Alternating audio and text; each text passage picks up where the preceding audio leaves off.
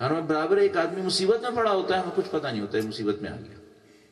وہ ایک عالم تھے، بہت بڑے عالم، انہوں نے اپنے شاگرد کو کہلوا کے بھیجا عراق میں، کہا جس حالت میں میرے گھر پہ آؤ اور جب تک تم نہیں آؤ گے میں رات کا کھانا نہیں کھاؤں گا.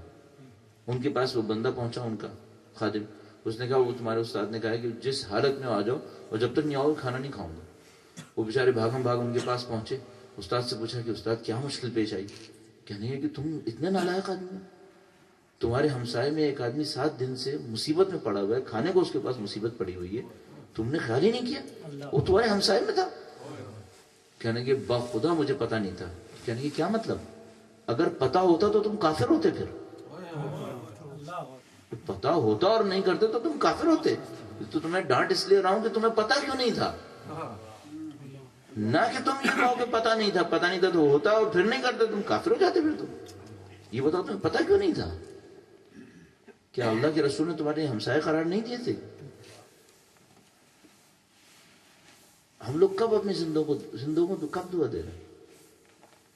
اس سے تعلقات خراب ہو رہے ہیں، اس سے ہم لوگ بچھڑ رہے ہیں ایک دوسرے، بھائی بھائی کے نزدیک نہیں ہو رہا، فیملیز ٹوٹ رہی ہیں مسلسل، کیونکہ ہم لوگوں نے زندوں کے لیے کچھ کرنا چھوڑ دیا.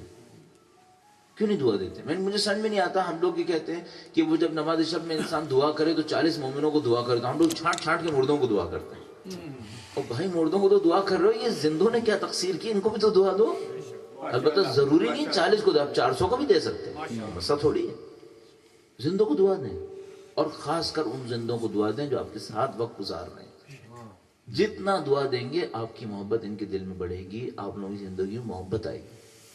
یہ جو محبتوں کی کمی ہو رہی ہے اس کی ایک وجہ یہ کہ ہم لوگ ایک دوسرے کے نزدیک نہیں آتے، دعا نہیں دیتے. اچھا اب مثلا کوئی کہے کہ اگر کسی سے بگڑ جائیں پھر کیا کریں؟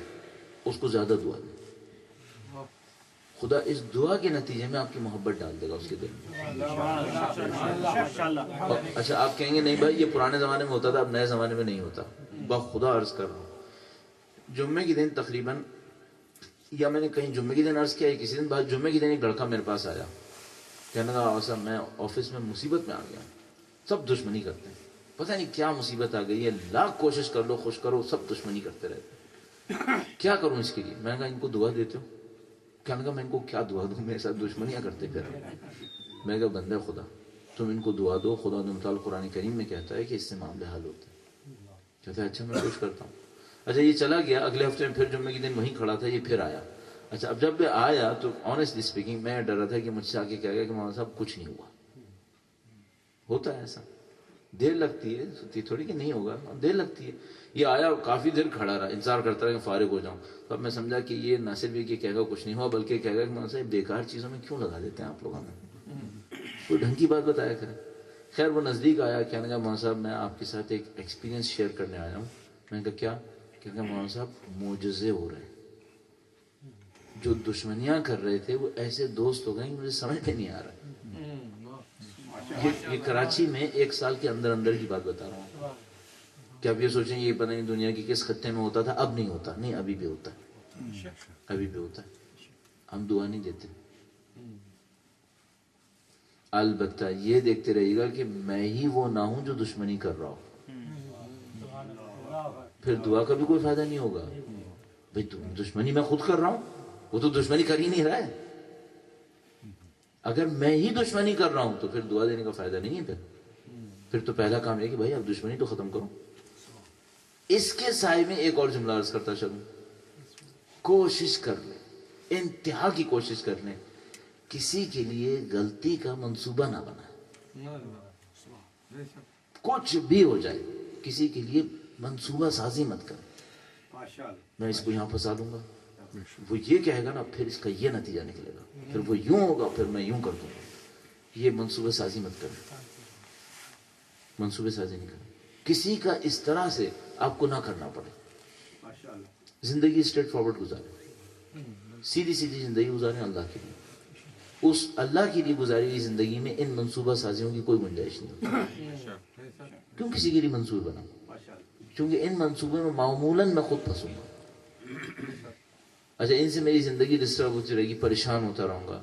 تو چلیے یہ بات بھی ایک بات ہو گئی کہ ہم ایک دوسرے کے کام آنے کی کوشش کریں. ایک دوسرے کی زندگیوں میں کچھ بہتری لانے کی کوشش کریں. نیٹ میں یہ دیکھوں کہ کتنے لوگ میری زندگی سے اس وقت بے لوس فائدہ اٹھا رہے ہیں.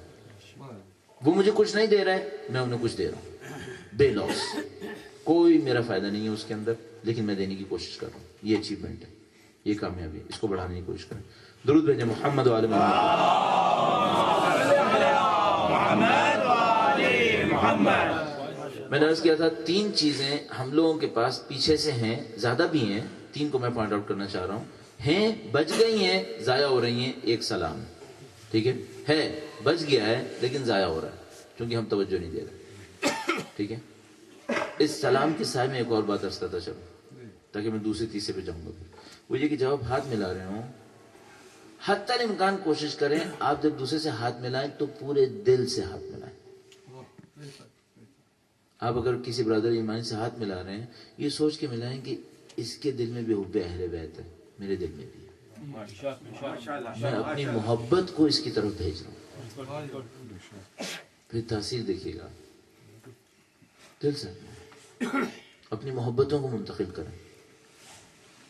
یہ اسلام نے بلا وجہ میں نہیں رکھا ہے, کسی وجہ سے رکھا ہے. ٹھیک ہے, مصافحہ, معانقہ, یہ سب چیزیں کسی وجہ سے رکھیں, منتقل کریں. دوسری چیز جو ہے لیکن ضائع ہو رہی ہے, اور پچھلی مجلس میں اس کے اوپر بہت تفصیل سے عرض کر چکا ہوں, وہ بھی نیٹ پہ چلی گئی ہوگی, اب دوبارہ بھی یہ سنیں گے تو لوگ بور ہو جائیں گے.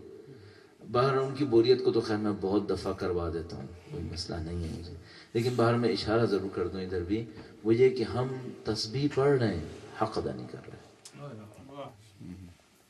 تسبیح بچ گئی ہے, ختم نہیں ہوئی ہے, لیکن حق بالکل ادا نہیں ہوا.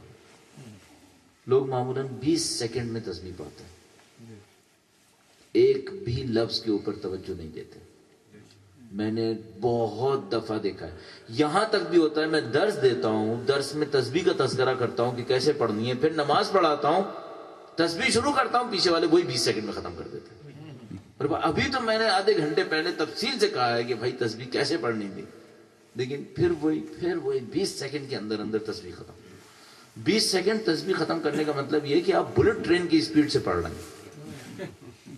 200 ورڈز ہیں تسبیح کے اندر. اللہ اکبر, ایک اللہ اور ایک اکبر, 2 لفظ آخر تک لے جائیں. 200 الفاظ آپ کے پاس ہیں. 200 الفاظ اگر آپ نے 20 سیکنڈ میں ادا کیے ہیں, 1 سیکنڈ میں 6 الفاظ کہے ہیں آپ نے, اس میں سے کیا ملنا ہے؟ پھر تسبیح پہ ظلم کر رہے ہیں.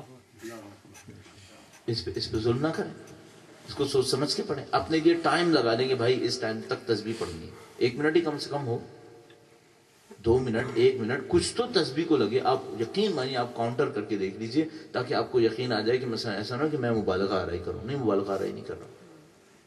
بعض اوقات میں اس چڑ میں کہ بھائی یہ کیا ہو رہا ہے, کبھی کوئی تسبیح پڑھ رہا ہوتا تھا نا تو میں دیکھتا تھا کتنی تیزی سے پڑھ رہا ہے. اتنی تیزی سے اگر میں پڑھوں اور ابھی آپ کے سامنے مائک پر بول دوں تو آپ کہیں گے بھائی یہ مذاق بند کریں گے, مجلس کے دوران مذاق نہیں ہونا چاہیے. ہم یہ مذاق کیوں کر رہے ہیں تسبیح کے ساتھ؟ یہ وہ چیز ہے جو بچ گئی ہے, ضائع کر رہے ہیں, اس کو ضائع نہیں کریں. اچھا, میں اس کو بہت کہتا ہوں, جو میں بتا رہا ہوں سننے والے کہیں گے پتہ نہیں کیوں پیچھے پڑ گیا. مجھے ایک بات پتہ چلی ہے, سمجھ میں آئی ہے. اگر کوئی تسبیح کو دل سے پڑھے, معنویت کا پہلا دھکا اس کو یہیں سے ملے گا. پہلا پش اس کو یہیں سے ملے گا اگر کوئی تسبیح کو ڈھنگ سے پڑھ لے. اب امید ہے کہ کچھ لوگ, اچھا یہ کیسے پڑھیں گے, ہم نے اس کے اوپر ایک تفصیل سے کئی دفعہ بولا ہے, اور اس کے اوپر اگر کوئی ہماری ویب سائٹ پہ چلا جائے تو وہاں پہ ایک اسپیچ بھی ہے, تسبیح کیسے پڑھیں. صحیح ہے, تو اگر جو تفصیل چاہتا ہو وہاں پہ سن لے, ورنہ میں دوبارہ تفصیل کہوں گا تو لوگ پھر ظاہر پہ تھکاوٹ ہونے لگتی ہے لوگوں کو. ٹھیک ہے, تو اب تسبیح پہ دوسری چیز ہو گئی جس پہ توجہ دے دیں. بس پہلی چیز جو ہم نے کہا بچ گئی ہے, ضائع